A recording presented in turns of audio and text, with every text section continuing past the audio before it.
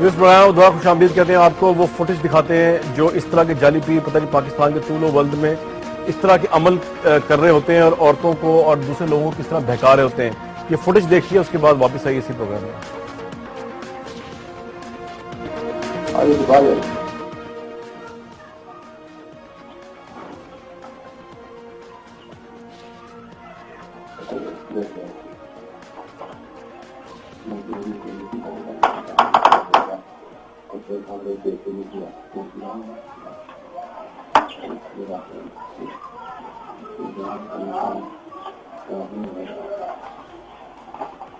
یا خدایا یا اللہ واحد تعالی میں ہمارا معاف فرما.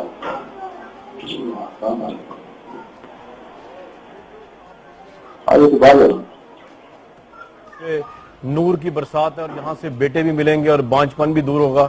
اس کے بعد جو ہے وہ ایک تعویذ بنایا کرتا تھا اور تعویذ کو جو ہے وہ خاتون کے پشت کے نیچے رکھتا تھا.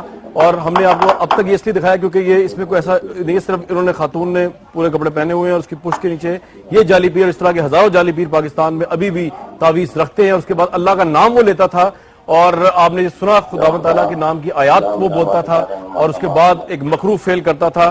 اور یہ ان تمام مردوں اور سسرالیوں کے لیے ایک لمحہ فکری ہے جو اپنی عورتوں کو پریشرائز کرتے ہیں, اس طرح کے پیر و فقیروں کے پاس بھیجنے کا موجب بنتے ہیں جو بعد میں گناہ کی دلدل میں پھنس جاتی ہیں اور ذلت اور رسوائی ہے پوری نسل کے لیے.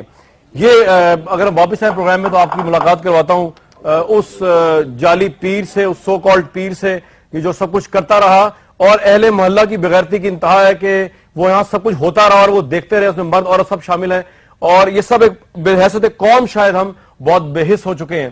یہ دیکھتے ہیں اس کی انٹرویو اس پیر کا اور اس کو واپس آتے ہیں اسی پروگرام میں.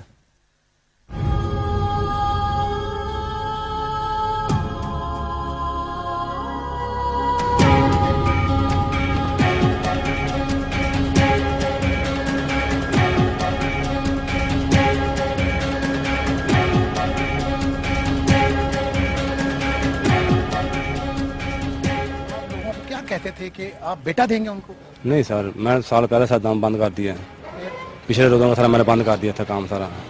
جی سر, ہاں سر پتہ نہیں کتنی خواتین کو آپ نے اپنی زندگی کا نشانہ بتائیں؟ ہمارے پاس 27 کی مووی ہے. بس سر جتنی آپ کے پاس ہے. جی اس سے پہلے بھی کوئی میڈیا آیا, کیا کیا آپ نے؟ نہیں سر, پہلے جب میرا کارڈ گم ہوا تھا میموری کارڈ, ہمارے کارڈ آپ کا ملا, پھر بندوں نے ان کو 40,000 روپیہ دیا ہے, انہوں نے پورا ڈاٹا ضائع کر دیا. اسی سے پتہ نہیں کس نے پھر اپنے پاس رکھا ہوا تھا. جی آج اس نے پھر دوبارہ آپ کے پاس بھیج دیے. آپ مانتے ہیں آپ سے غلطی ہوئی, اللہ کو اب رمضان شروع ہو گیا ہے, آپ سمجھتے ہیں اللہ سے معافی مانگتے ہیں؟ جی سر, میں نے سر پچھلے روزوں کا میں اللہ سے معافی مانگ رہا ہوں. اس کے بعد میں نے درود بند کر دیا, میں کرتا نہیں.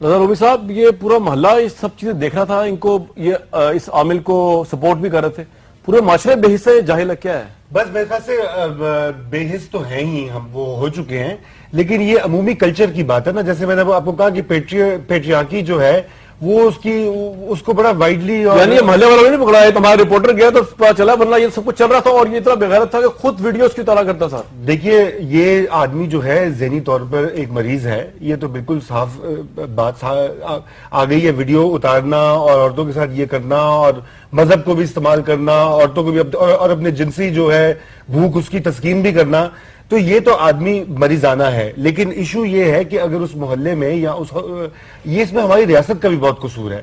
دیکھیے یہ جگہ جگہ آپ کو بورڈ دکھائی دیں گے, آپ لاہور سے راولپنڈی جائیں تو آپ کو کوئی 5-10 ہزار نظر آئیں گے کہ آپ گھر بیٹھے محبوب, آپ ظالم محبوب کو یہ کر لیں, کسی کو مار دیں, کالا جادو کے آؤٹ فٹس ہر جگہ موجود ہے, لیکن ان کی کوئی ریگولیشن نہیں ہے. نیم حکیم جو ہیں ہمارے معاشرے میں پھیلے ہوئے ہیں, کویکس جو ہیں, اور وہ پولیس کو بھی برائب کرتے ہیں, ہیلتھ ڈپارٹمنٹ کو بھی, اور یہ ایک وائڈر مسئلہ ہے.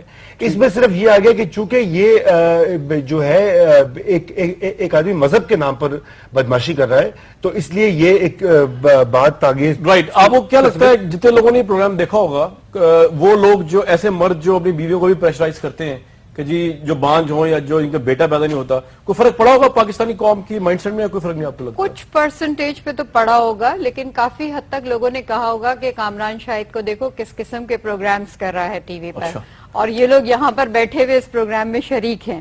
لیکن میرا خیال ہے کہ جن لوگوں نے دیکھا ہے ان کے کان اور ان کے روئیں کھڑے ہو جانے چاہیے، رونگٹے کھڑے ہو جانے چاہیے کہ اس قسم کی چیز ہو رہی ہے اس جگہ پر.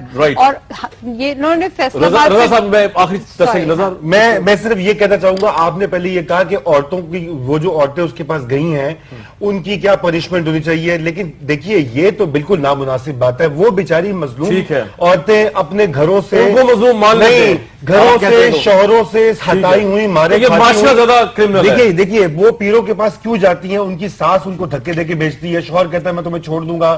اب آپ اسی وکٹم جو ہے اسی کو، لیکن میں آج اس پروگرام کے پلیٹ فارم سے پہلے تو مردوں کا پیغام، ایک چیز اور ہماری عورتوں میں دیکھیے کوئی انفارمیشن نہیں ہے، ہماری عورت ایمپاور کے لیکن میں اس پروگرام کے پلیٹ فارم سے یہ پیغام دوں گا، ایک تو مردوں کو شروع میں دیا پیغام، وہ تو پہنچ گیا ہوگا کہ اپنی عورتوں کو پریشرائز نہ کرے ورنہ ان کی عورتوں کے ساتھ یہ سب کچھ ہوگا اور انہیں خبر بھی نہیں ہوگی.